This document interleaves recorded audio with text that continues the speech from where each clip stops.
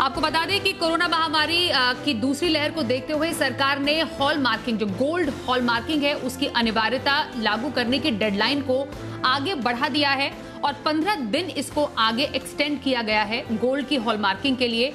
यानी कि अब डेडलाइन एक्सटेंड होने के बाद 15 जून 2021 से देश में हॉल मार्किंग अनिवार्य होगी और जो ज्वेलर्स हैं सिर्फ और सिर्फ हॉल मार्क वाली ज्वेलरी ही बेच सकेंगे।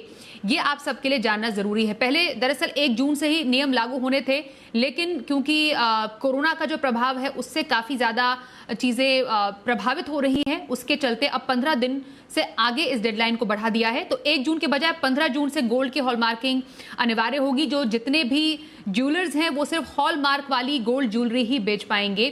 दरअसल ज्वेलर्स ने सरकार से अपील की थी कि वो जो समय सीमा है उसको बढ़ा दें, और क्योंकि साफ तौर पर जो इंफ्रास्ट्रक्चर है फिलहाल उनके लिए अवेलेबल नहीं है, काफी चीजें कोरोना की वजह से प्रभावित हुई हैं। समीर दीक्षित से बात करते हैं। समीर, ज्वेलर्स ने सरकार से गुहार लगाई थी, अपील की थी कि हॉल मार्किंग की जो मियाद है वो आगे बढ़ा दी जाए, वो अब आगे बढ़ा दी गई है, अब 15 जून से लागू होगी। क्या जरूरी है सबके लिए जानना इसके तहत?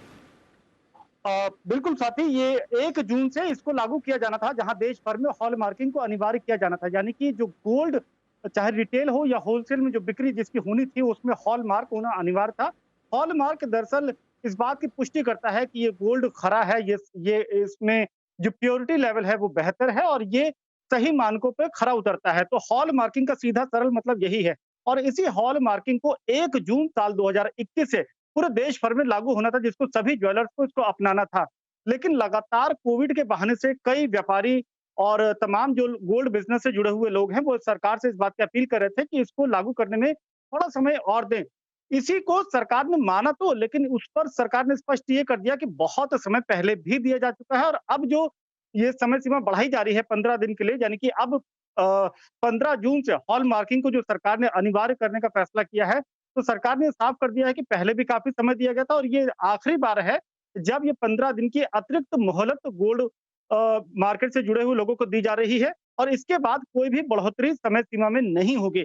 यानी कि अब जितने भी सोने के व्यापारी हैं और गोल्ड बिज़नेस से जुड़े हुए लोग हैं, उनको ये मान के चलना है कि 15 जून 2021 से हॉल मार्किंग अनिवार्य होगी और वो जो सोना खरीदते हैं या बेचते हैं और खासकर जो रिटेलर, जो आम जनता जब गोल्ड खरीदने जाएगी इन दुकानदारों के पास में, तो हॉलमार्क सोना बेचना अनिवार्य होगा। सरकार इस कदम के जरिए एक और निशाना साधने की या एक और लक्ष्य हासिल करने की कोशिश ये कर रही है कि जो गोल्ड में कालाबाज़ारी होती थी, अक्सर जो तस्करी होती थी या जो पर्दे के पीछे से गोल्ड के जरिए जो खरीद-फरोख्त होती थी, उस पर भी सरकार लगाम लगाना चाहती है। तो हॉल मार्किंग के जरिए सरकार को लगता है कि गोल्ड के बहाने जो चोरी होती थी अब तक, उस पर भी सरकार रोक पाने में, उस पर नकेल कस पाने में काफ़ी हद तक कामयाब हो पाएगी। जी स्वाति।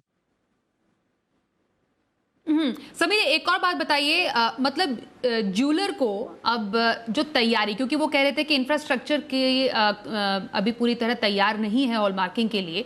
अब 15 जून के बाद एक ज्वेलर की तैयारी क्या होगी? दूसरा ये कि कंज्यूमर के पास पुराना गोल्ड भी पड़ा हुआ होगा, और गोल्ड हॉल मार्किंग आने के बाद कंज्यूमर के लिए इसका असर क्या होगा?